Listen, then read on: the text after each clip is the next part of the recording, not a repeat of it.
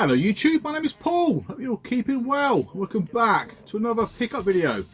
There'll be many more of these now before the year is out. I've got this one and hopefully I'll get that Amiga Shooters pickup video done before the new year. But yeah. Well, as I said previously, I'm going to stop purchasing retro games over the next 12 months. I've been told by many people it's not going to happen. Mrs. reckons it will last literally just about a month. Alex Nintendo Arcade reckons 3 months. We might even add a counter to future pickup videos because I've still got loads to show you that I've picked up over the last couple of years. It's just in stacks around the room.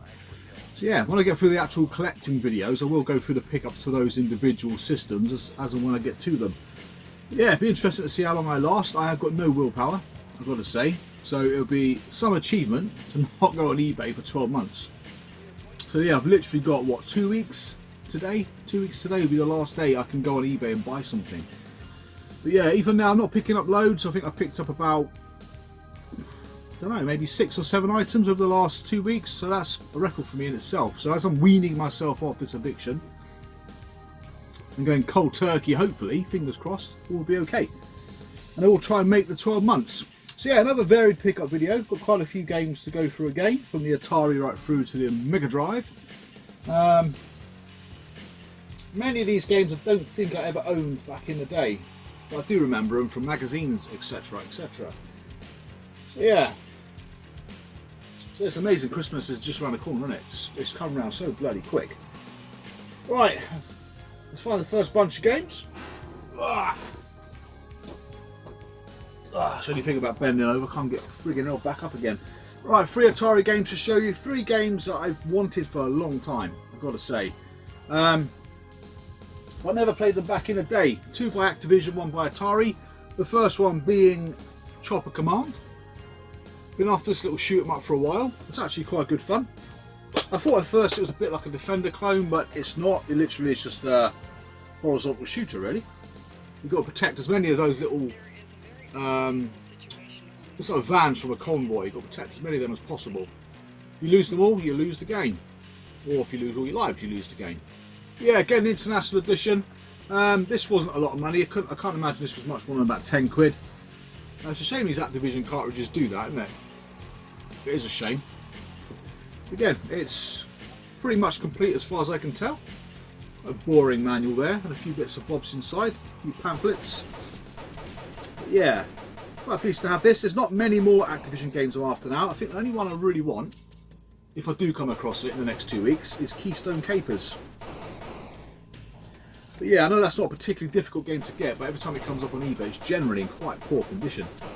So that shouldn't really cost much more than about 10-15 quid in nice condition. So I do look forward to getting that one. That's Chopper Command. Yeah, I do actually like it. These 3 games are all shoot 'em ups on the Atari and all actually half decent games. The next one is a classic. Absolute classic. Again, I played it back in the day, I think. I remember it really well. I was never very good at it. This one is a vertical shoot 'em up, and that's River Raid. Again, the International Edition. This one is a little bit more. I would want to say this was about 15 quid, but again, I've had this for quite some time now. It's a classic game. Many people who would have had Ataris back in the day would remember this in particular. Again, the same old problem with the cart. Like I said before, you get a nice little variety on the covers of Activision instruction manuals generally. So they look a bit different, don't they? But yeah, a bit more fun than the Atari manuals, I think. But yeah, so again, there is a River Raid 2. Now, I'm not sure if that's just an Australian only release. Still a PAL release. I've never played it. I don't think I've actually ever... I've seen it, yeah. It comes in like a clam case, I think. But again, that one can be a little bit more expensive at about 25 quid. But very seldomly comes up. Not one that's on my list, however. So yeah, Activision-wise, it's just... Keystone Capers, which looks like a really fun game. This next Atari game I've been after for ages. Now, it's quite common in America, but not so over in Europe. There are some variations of it. I've seen a German variant come up, and this one I got here is from the Netherlands. And that game is Snoopy and the Red Baron. Now, this one was quite expensive. This one did actually set me back, I think, about 80 quid. which probably might have overpaid for it. I know the American complete copy can go for between $20 and $40, but finding it in Europe is difficult. Now there are some obvious omissions here if you know the cover art of the game. The European version doesn't have the word nuts in a speech bubble coming out of old Snoopy's gob. Well, not nuts, rats, sorry, because you can see it on the cartridge, can't you? So yeah, so that's one obvious difference between the two. But not only that, you've got the multilingual on the back. You've got rats missing from the instruction manual. But this particular one I quite like because it had the Dutch specific manual. So yeah, you very seldomly find Snoopy in the PAL regions, especially complete like that. But yeah, it can go. I've seen it go for between sort of 50 and 75 euros for this game, but not like this. So yeah, quite an obscure one to pick up. I'm really pleased to have it. Been after it for ages. Been on my official list for at least 12 months. Absolutely chuffed to get it back. It is another horizontal shooter.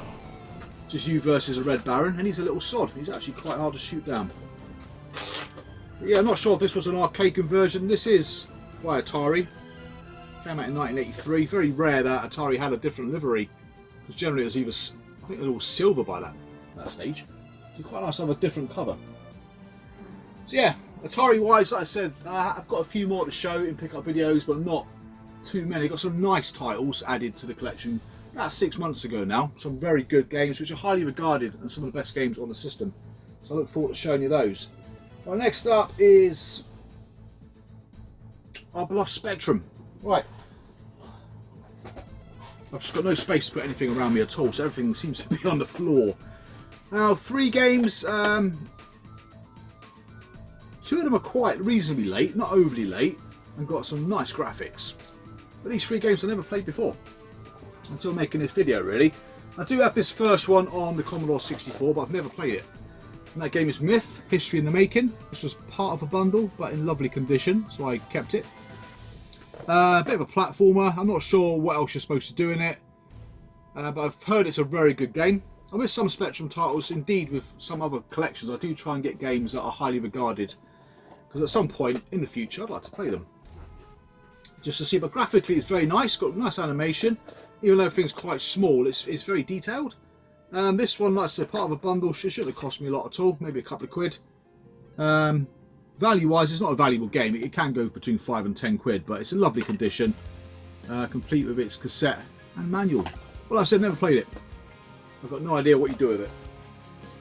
Even so, nice to add to the collection, as is the next one. Another bundle purchase. Now, the bundle for this I think cost me around 40 quid.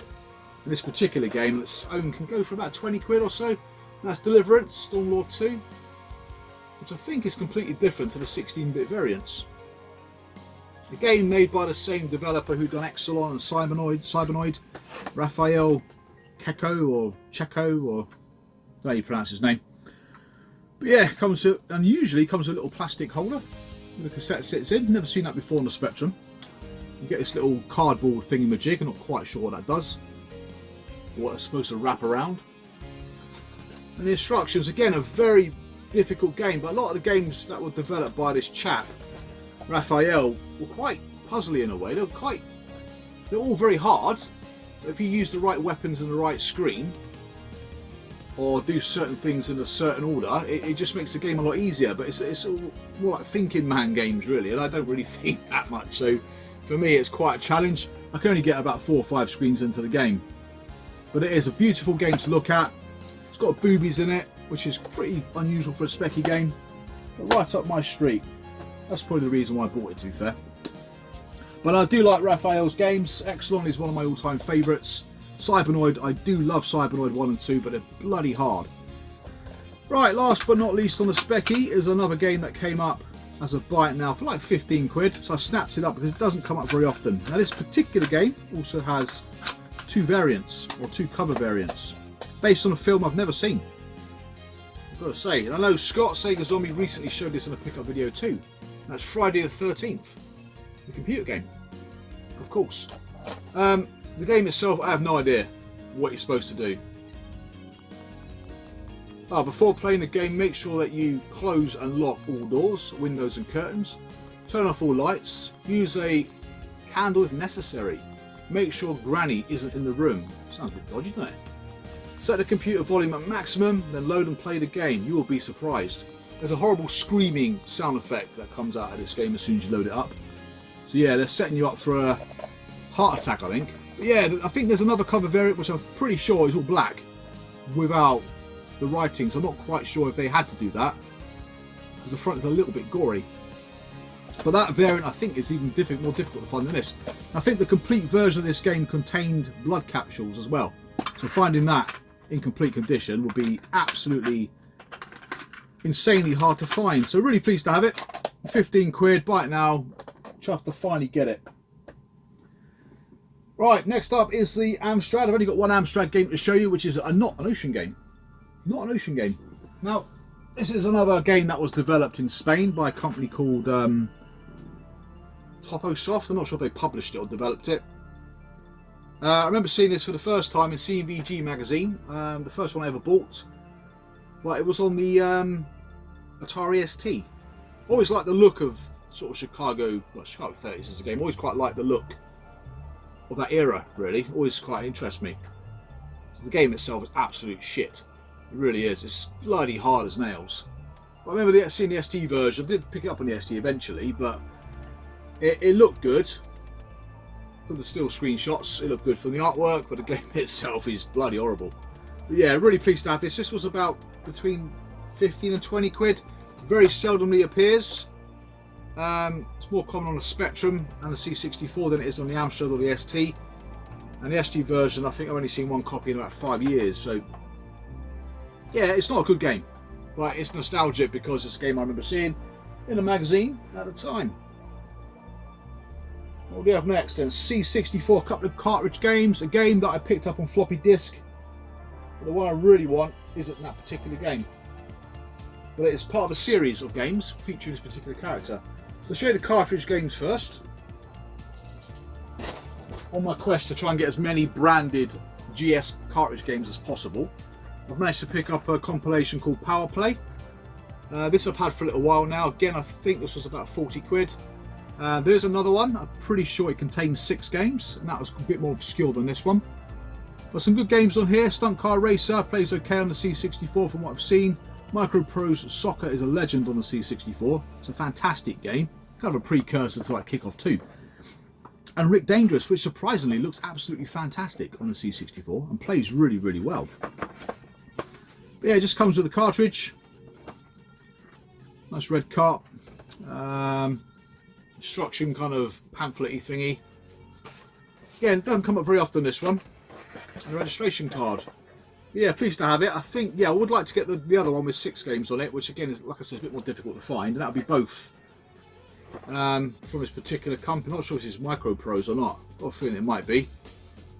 I would say so, because Stunt Car Racer and Rick Dangerous are both Micro style, weren't they? Or Firebird.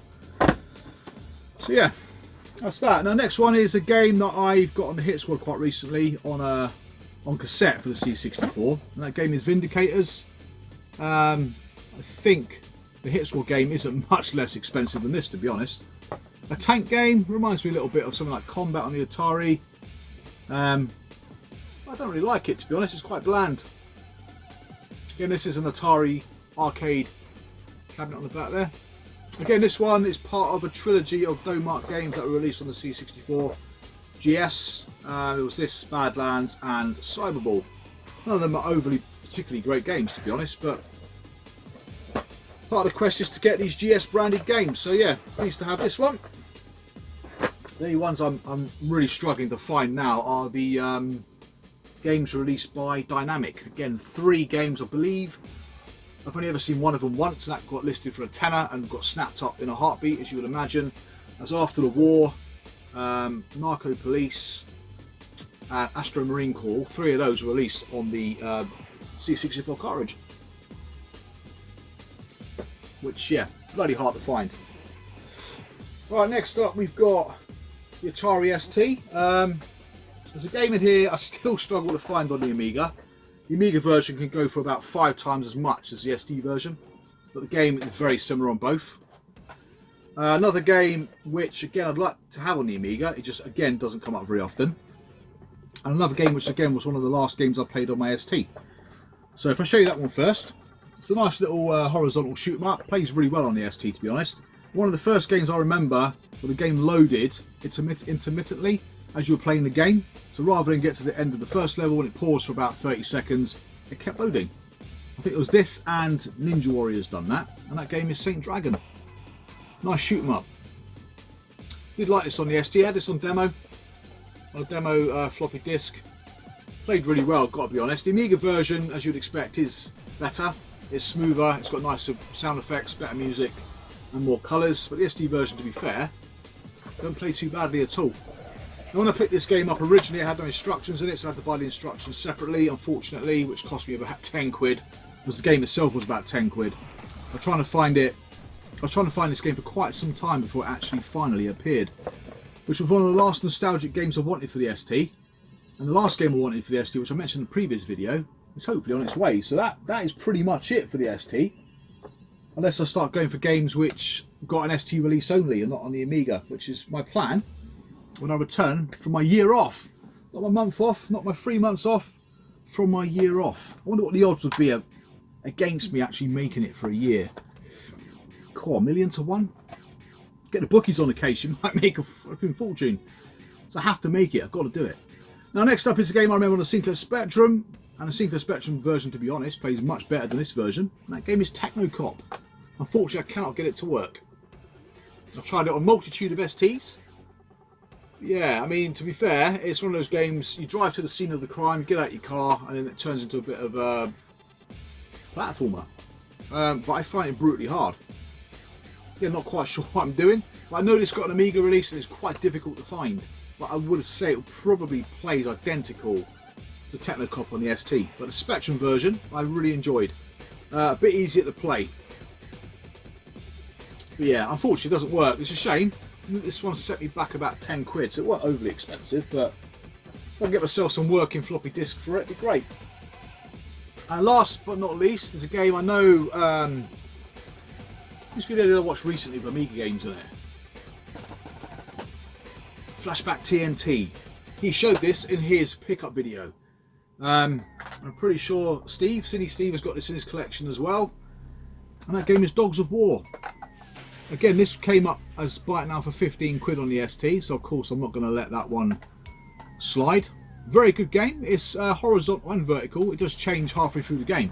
Very similar to games like Commodore and Atari Warriors. In my opinion, it's probably one of the best games like that released on those machines. Highly desirable. Like I said, Amiga version nowadays can go up to about £100 plus. So unless I ever saw that as a buy it now, like this, sort of 20-30 quid, even though it's 15 quid, I'd pick it up. But this will do for now. You don't get much in the box really, just a disc and the instructions on the back of the inlay. But a cracking game nonetheless, and isn't too dissimilar to the Amiga. I suppose the biggest difference really that you'll know or notice is the fact the music and the sound blend together. That typical kind of Spectrum ST style problem. Whereas the Amiga obviously has got independent sound and music. So I'd chuffed to have that in the collection. That'll have to do until I finally get an Amiga one. But I'm not holding my breath for that at all. Next up. Yeah, I've sequenced this because I've got the other Commodore 64 game that I forgot to show you. Let's do that then. Now, one of my favourite games, one of my favourite memories of the C64 is a game called, bloody hell. It's gone. But it has this character in it, and the game was gifted to me by Tootie Stu about 2 years ago at Blackpool. What the bloody hell was it called? Trolley Wally, that's it. Now I've seen the floppy disk for Trolley Wally go for £400 to £500.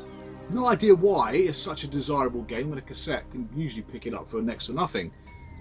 But based on that theory, this came up. No idea what it even was, so I bought it to be honest, but it has the same character. Now he features in this game, Trolley Wally, and Wally Travels to Rhineland. Again, probably a game I've never played. This game is Wheeling Wally, again on floppy disk. This one doesn't quite go for the same amount of money as Trolley Wally. Why it goes for £400, I've got no idea. Probably could say that about most games that we buy really, but this one set me back 100. and generally goes for around that. There's some of the Interceptor software games there. Can't see Charlie Wally on there, to be honest. Yeah, a lot of these games I've never played before. I'm not sure if you'll recognise any of them yourselves. Any of them any good? Yeah, really pleased to have it. I mean, I have got it on cassette as well, so I don't have a floppy drive to play Commodore 64 games. Well, again, something else I would love to add to the collection. But yeah, I didn't realise before these 5 1/4 inch discs came out, whatever size they are, there was discs that were 7 inches in size. Christ. 7 inches, yeah. Try putting that in a flipping tiny little slot. Christ. Yeah, not bad. I do like that. I do like it. It's quite a basic game, but sometimes I do things that I just don't know why I'm doing them. It's just silly. Right. Amiga. Now, these games I think were listed by, used to be quite a prolific seller on eBay. Don't come up very often anymore. I think his name was like Airy 36, something like that. I bought from him before. A bit hit and miss, but he does every now and then chuck up a really good bargain. Now, these 3 games, I've wanted one of them. One of them is bloody hard to find, and the other one I don't know anything about. But he lists them for between sort of 12 and 15 quid each. So yeah. Now, these I picked up probably about 6 months ago now. The first one is one that's more common. You see it more frequently. I had this on the Spectrum, but I've never really gotten a hang of it. And that's, excuse me, Garfield Big Fat Hairy Deal. Again, love the name of that. But yeah, again, you can get this in box form as well, which is probably the more desirable. But again, to get it for the price I got it for, really chuffed. So I do like these The Edge titles. Garfield, Snoopy, Darius Plus and games like that all appeared on that label.